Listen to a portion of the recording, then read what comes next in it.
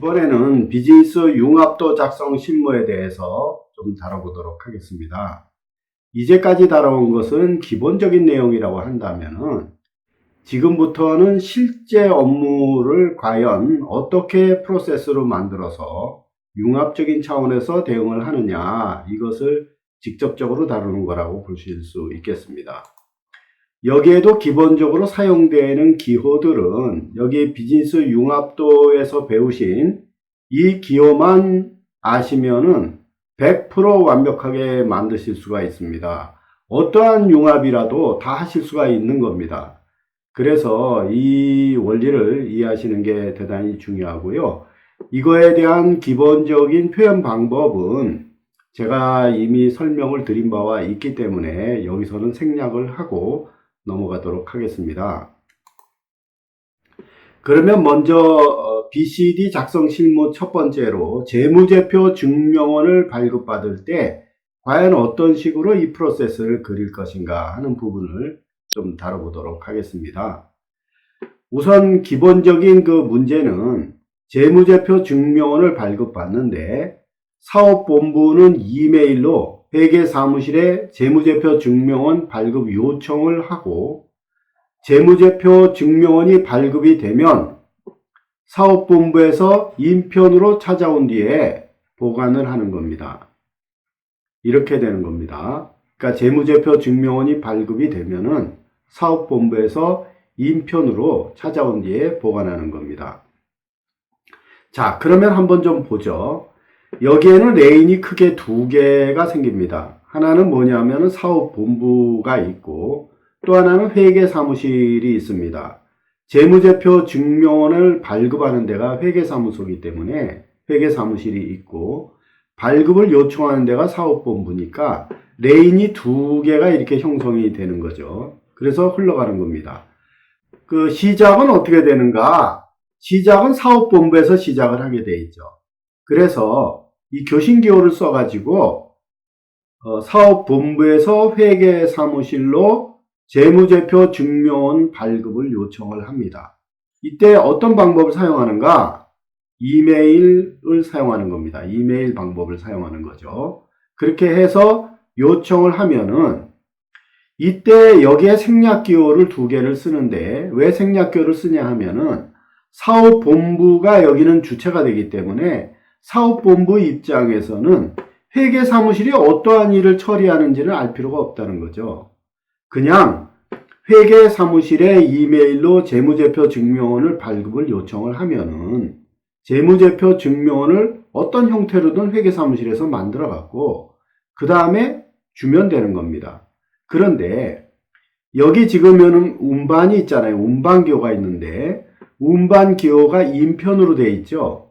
인편으로 되어 있는데 이 운반기호가 사업본부에 붙어 있을 경우와 회계사무실에 붙어 있을 경우와 이 중간 라인에 붙어 있을 경우가 있을 겁니다. 그 차이의 의미는 뭘까요? 지금 현재는 사업본부 쪽에 인편이라고 되어 있고 운반이 되어 있지 않습니까? 그것은 뭐냐 하면은 사업본부에서 회계사무소로 가가지고 회계사무실에서 발급을 받아서 갖고 온다는 겁니다. 그러니까 운반 주체가 사업본부라는 거죠. 그런데 만약에 인편으로 되어 있는 이 부분이 회계사무실 쪽에 표현이 되어 있다. 이 얘기는 뭐냐 하면은 회계사무실에서 발급을 한 다음에 직접 상업본부로 갖다 주는 경우입니다. 이와 같이 업무를 명확하게 어디가 행동의 주체인가를 표시해 줄 수가 있습니다. 업무융합도에서는. 그 다음에 또 하나는 이게 중간에 있다면 이제 어디에서 해도 상관이 없다라는 뜻이겠죠.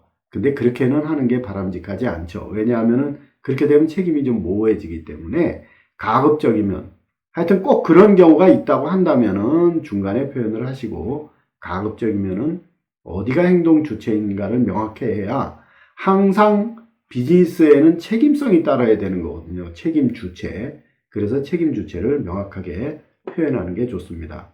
여기서는 사업본부가 주체가 되는 거고요.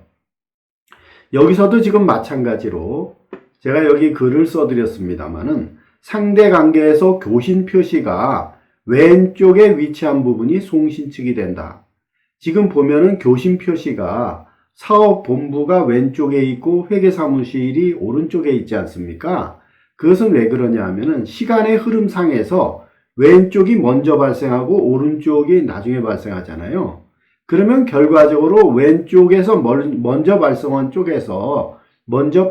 쪽에서 송신을 하고 회계사무실이 나중에 발생했기 때문에 수신측이 되는 겁니다. 그래서 이런 경우는 사업본부가 송신측이 되고 회계사무소가 수신측이 되는 겁니다.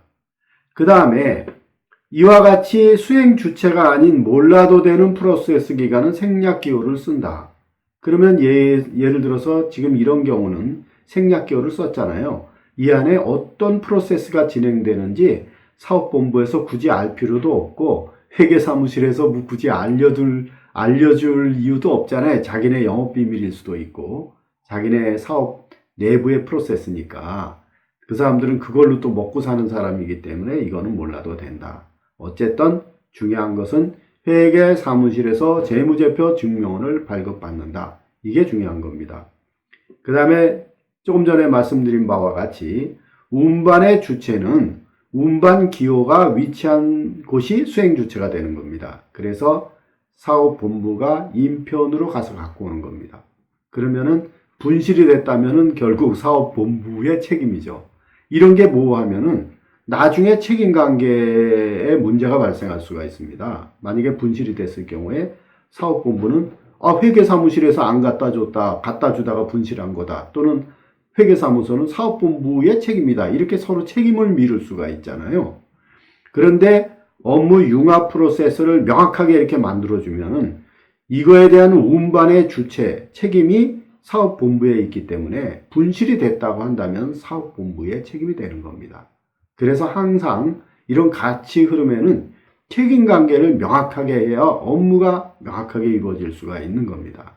그래서 이렇게 업무를 풀어낼 수가 있고요. 이 그림만 보면 바로 이해할 수가 있죠. 그러면 누가 어떤 일을 하더라도 인편으로 갖고 온 다음에 제대로 갖고 왔는지 재무제표 증명원을 1개 발급받을 수도 있지만 2개 발급받을 수도 있잖아요.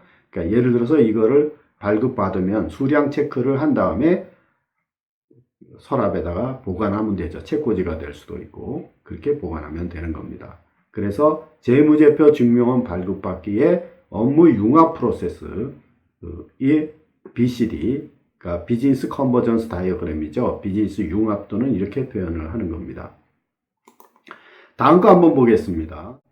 다음에는 뭐냐 하면은 주관기관이 있어요. 이거는 주관기관이라는 건 주로 어떻게 표현이 되냐 하면은 용역업체가 있다고 봤을 때 정부나 공공기관이나 이런 데서 아니면 민간업체라고 할지라도 어떤 사업을 용역을 주게 되면은 거기가 주관기관이 되는 겁니다.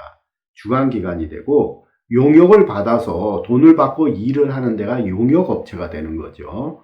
그렇게 됐을 때 용역업체가 제안서를 내게 되면은 어떤 사업의 발주가 이제 돼서 제안서를 내게 되면은 제안 프로세스를 거쳐 가지고 그 다음에 업체가 선정이 되지 않습니까? 우선 대상 협상자가 선정이 되고 이제 확정이 되면은 그 업체는 사업 수행 계획서를 만들어서 주관기관에 제출을 해야 됩니다.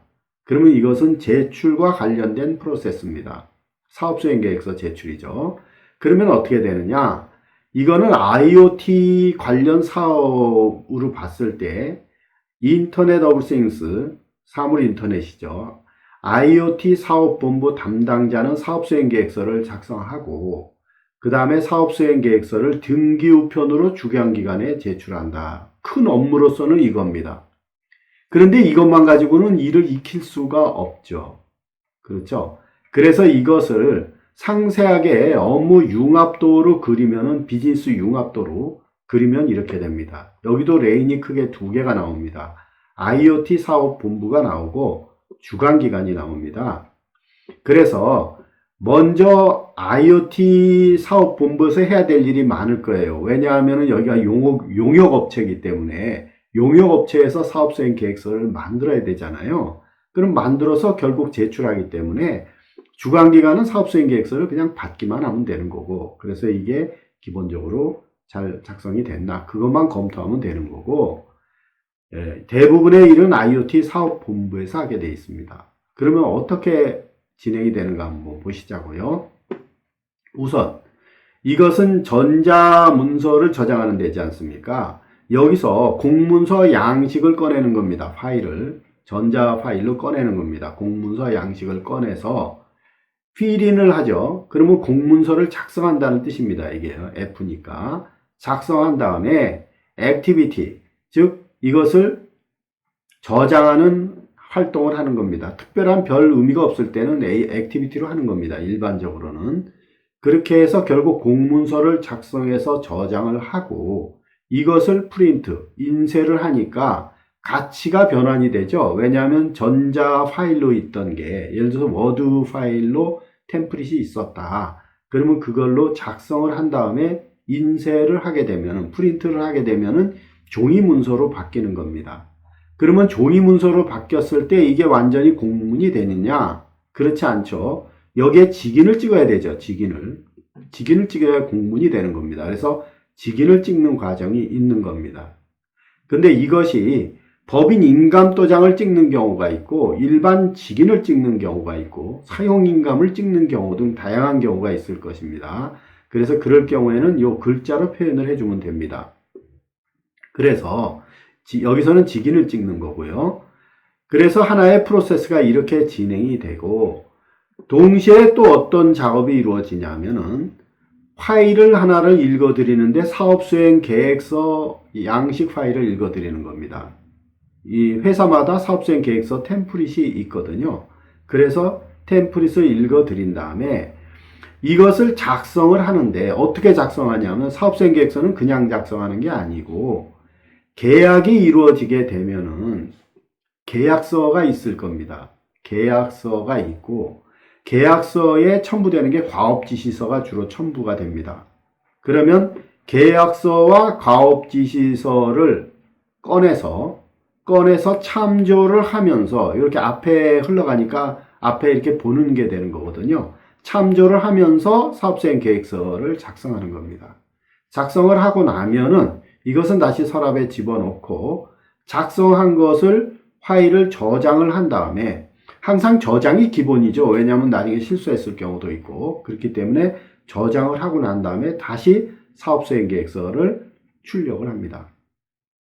그렇게 되면 종이가 공문서도 출력이 돼서 직인까지 찍었고 사업수행 계획서도 출력이 됐을 거 아닙니까? 프린트를 했으니까. 그러면 이 두 개를 합치는 겁니다.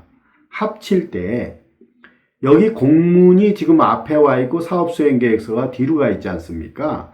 그런데 이게 지금 1번, 1번으로 되어 있잖아요. 이것은 둘 다 원본이라는 뜻입니다. 이 3번, 4번이라는 것은 내부 번호를 붙여주는 겁니다.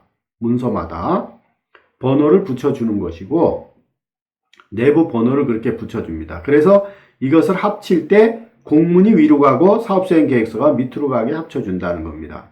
비즈니스 융합도의 장점이 바로 이런 겁니다. 문서가 흘러갈 때도 어떤 게 위로 가는지 어떤 게 밑으로 가는 것까지도 다 구분해주고 이게 원본인지 사본인지까지 다 명확하게 구분해주고 이게 공문 넘버가 몇 번인지까지 다 여기서 알 수가 있는 겁니다. 그렇게 해서 이것을 합쳐준 다음에 머지를 하고 난 다음에 카피를 하는 겁니다. 카피를 하면은 지금 공문과 사업수행계획서가 카피되고 나면 여기 2번이라고 붙지 않았습니까? 2번이라고 붙었다는 것은 듀플리케이트, 카피본이 나온 겁니다. 만약에 이게 3번이 붙었다 하면 트리플리케이트가 되겠죠. 그래서 복사한 걸 또 복사한 게 되겠죠. 그래서 여기는 지금 복사본을 만들어서 카피해서 이것을 서랍에 넣는 겁니다. 이 서랍은 책꽂이가 될 수도 있겠죠. 하여튼 파일 철에 넣는데 이게 문서 파일로 넣는 겁니다. 전자 파일이 아니고. 그 다음에 이 흐름이 흘러가는데 어떻게 흘러가느냐. 운반이 붙었는데 등기우편이라고 붙었잖아요. 그 얘기는 무슨 얘기냐면은 운반을 등기우편 방법으로 운반해 간다. 그런 뜻입니다. 그런데 등기우편을 어디서 붙입니까? 그것은 IoT 사업본부가 책임을 지고 붙이는 겁니다. 그래서 여기 책임의 주체는 IoT 사업본부가 되는 겁니다.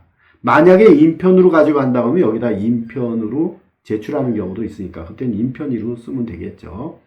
그렇게 해서 제출이 되면 주관기관에서는 이것을 수치를 할 때 공문이 제대로 왔는지, 사업수행 계획서가 제대로 왔는지, 부서명은 제대로 있는지 그런 기본 요건을 점검을 하고서 이제 끝나는 겁니다. 그래서 끝나는 부분은 생략기호를 써주시면 됩니다. 생략기호를. 그러니까 더 이상은 알 필요 없다는 겁니다. 왜? 이 이상으로도 계속 프로세스가 진행되겠죠. 왜냐하면 이 사업수행계획서 내부 뒤에 또 상세 검토하는 작업도 있을 수 있고, 그러나 그것은 주관기관이 주체가 됐을 때는 주관기관 입장에서는 그렇게 그리는 거고, 지금은 IoT 사업본부가 주체이기 때문에 주관기관에서 어떤 일을 하는지까지는 알 필요가 없다. 이렇게 되는 겁니다. 그래서 이런 표현이 되는 거고요. 이것을 글로 표현하게 되면 다음과 같이 표현이 되는 겁니다. 우선은 문서 1과 문서 2, 문서 3, 문서 4가 뭔지를 표현해 줘야 되고, 융합 세부 프로세스를 이런 식으로 IoT 사업본부 담당자는 사업수행 계획서 제출 관련 문서 3을 작성하여 파일로 저장한다. 그 얘기가 지금 보면은 IoT 사업본부 담당자가 사업수행 계획서를 제출하는 관련 공문 3번이죠. 3번을 작성해서 파일로 저장한다. 이 얘기거든요. 여기까지예요. 저장하고. 동 담당자는 문서 3을 출력한 후에 직인을 찍는다. 문서 3을 출력한 후에 직인을 찍는 거죠. 이런 행동이 되는 겁니다. 그 다음에 동 담당자는 문서 1과 문서 2를 참조하여, 문서 1이 계약서고 문서 2가 과업 지시서죠. 이것을 참조하여 문서 4를 작성한 후, 문서 4가 사업수행 계획서죠. 사업수행 계획서를 작성한 후에 파일로 저장하고 출력한다. 파일로 저장하고 출력을 하죠. 프린터로 출력을 하고, 동 담당자는 문서 3과 문서 4를 문서 3과 문서 4의 순으로 합한다. 그럼 문서 3이 앞에 오고 문서 4가 뒤로 가는 행동이 되겠죠. 그 다음에 동 담당자는 합한 문서 3과 문서 4를 한 부씩 복사한 후에 사본을 회사에 보관한다. 이거를 한 부씩 복사를 해서 카피한 다음에 회사에 보관하는 거죠. 그 다음에 동 담당자는 합한 문서 3과 문서 4의 원본을, 등기우표를 보내는 거 이 원본이 지금 흘러가는 겁니다. 사본은 보관하고 원본을 등기우편으로 주관기관에 제출한다. 등기우편으로 주관기관에 제출하는 겁니다. 자, 여기서 봤을 때 지금 이렇게 그림으로 표현한 거하고 이 글로 표현한 거하고 어떻습니까? 이 글로 표현하면 이해하기가 쉬울까요? 아마 굉장히 어려울 겁니다. 이렇게 말을 해줘도 다시 또 담당자가 가가지고 잘 아는 사람이 설명해줘야 이게 이해가 가는 겁니다. 그러니까 2중, 3중 1이 되고 또 일단 배워도 나중에 또 잊어버려요. 그런데 BCD로 딱 한번 그려놓으면 이 그림을 해독하는 방법만 알면은 이것만 딱 갖고 있으면은 언제 어느 때 하더라도 잊어버리지 않고 3년 뒤에 보더라도 동일하게 절대 실수하지 않고 업무를 수행할 수가 있는 겁니다. 그래서 이게 BCD의 중요성이 그런 데 있는 겁니다. 업무를 한 번만 딱 만들어 놓으면 절대 실수하지 않는다는 거죠. 그리고 업무를 일일이 기억하고 다니지 않아도 돼요.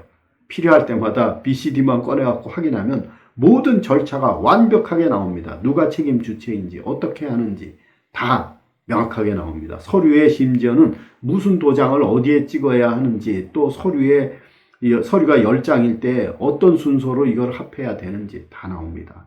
그래서 이런 업무를 체계화한다는 것은 이만큼 중요한 거고, 회사 업무의 효율화와 지금 가장 문제가 뭡니까?